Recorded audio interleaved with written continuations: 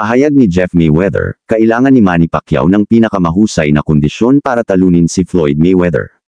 Sa isang kamakailang panayam, ibinahagi ni kilalang boxing trainer na si Jeff Mayweather ang kanyang mga opinyon hinggil sa posibleng rematch sa pagitan ni Manny Pacquiao at Floyd Mayweather.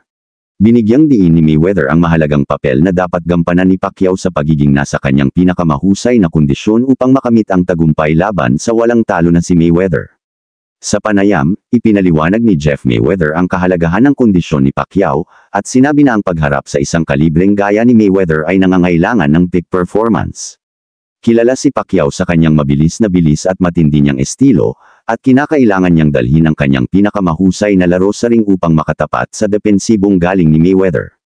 Mayweather, na may malawak na karanasan sa mundo ng boxing, ay nagbigay diin na ang laban sa pagitan ni Mayweather at Pacquiao 2 ay magiging isang mataas na taya, at kailangang dumaan si Pacquiao sa masusing pagsasanay upang mapantayin ang teknikal na kasanayan at estratehikong isipan ng kanyang katunggali. Ang unang pagkakataon na nagharap ang dalawang boxing legends ay nangyari noong 2015, kung saan si Mayweather ang lumabas na nagwagi sa isang unanimous decision. Habang ang usap-usapan ng posibleng rematch ay kumakalat, ang payo ni Jeff Mayweather ay nagsisilbing paalala ng mga pisikal na hamon na haharapin ni Pacquiao sa pagsusumikap na mapatalsik ang walang talong si Mayweather. Kilala si Pacquiao sa kanyang dedikasyon at sipag, at dati nang ipinakita ang kanyang kakayahan na magtagumpay sa anumang pagkakataon.